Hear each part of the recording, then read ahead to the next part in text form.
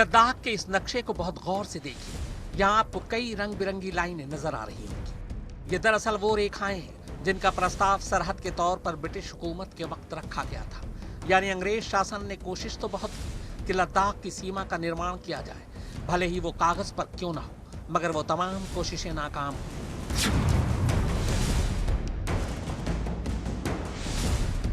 लद्दाख का बॉर्डर बनाने की पहली कोशिश हुई 1865 में। ये धारीदार लाइनें जो आप देख रहे हैं, इसे जॉनसन लाइन कहा जाता है, जिसे भारत आज भी अंतर्राष्ट्रीय स्तर पर अपनी सीमा मानता है। अगर आप भारत के नक्शे को देखेंगे तो अक्साई चीन को मिलाते हुए जो लाइन आपको नक्शे के अंदर दिखती है, वो जॉनसन लाइन का ही हिस्सा है, जिसे उस वक्त के ब्रिटिश सर्वेक्षक विलियम जॉनसन के सर्वे के आधार पर खींचा गया था।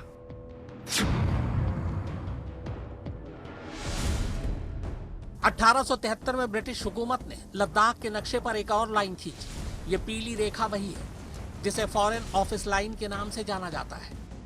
हालांकि मौजूदा दौर में इस लाइन को न तो भारत मानता है और न ही चीन।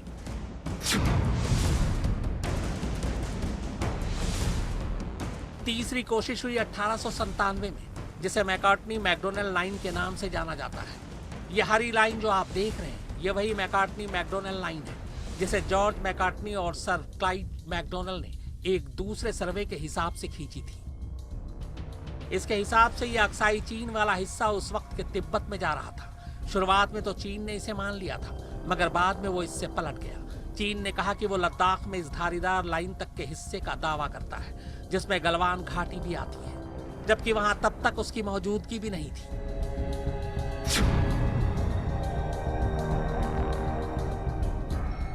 जुलाई 1914 को शिमला में तब के ब्रिटिश इंडिया, चीन और तिब्बत के बीच सीमा को लेकर एक समझौता हुआ, जिसे सर हेनरी मैकमोहन लीड कर रहे थे। इसी वजह से इस रेखा को मैकमोहन रेखा कहा जाता है। शिमला समझौते के दौरान ब्रिटेन, चीन और तिब्बत अलग अलग पार्टी के तौर पर शामिल हुए। तब चीन से भारत की ये सीमा लगती ही नहीं थी, क्योंकि तब भारत और चीन के बीच में तिब्बत की सीमा थी। और इस सम्मेलन में चीन सिर्फ इस हैसियत से शामिल हुआ था क्योंकि तब उसकी सीमा भारत के K2 पर्वत श्रृंखला के हिस्से से मिलती थी। प्रथम विश्व युद्ध के बाद मैकमोहन रेखा को अंतर्राष्ट्रीय मान्यता भी मिल गई, मगर चीन ने बाद में कहा कि अब तिब्बत के पास कोई अधिकार नहीं है, इसलिए वो इस समझौते को मानने से इनकार करता है। बहरहाल 1947 में भारत आजाद हुआ और उधर 1949 में चीन में पीपल रिपब्लिक ऑफ चाइना की स्थापना हो गई। धीरे धीरे तिब्बत पर चीन ने कब्जा जमा लिया और उधर कश्मीर के राजा से संधि के बाद लद्दाख भारत का हिस्सा बन गया। एक देश के तौर पर भारत ने जॉनसन लाइन को ही मान्यता दी, जबकि चीन ने जॉनसन लाइन और यहां तक कि मैकार्टनी लाइन को भी मानने से इनकार कर दिया। दरअसल चीन हो या भारत, दोनों ही देश राजशाही के हिसाब से अपनी सीमा का दावा कर रहे हैं। भारत अपना दावा करता है ब्रिटिश इंडिया के नक्शे के हिसाब से, जबकि चीन तिब्बत के पुराने बॉर्डर के आधार पर लद्दाख पर दावा कर रहा है।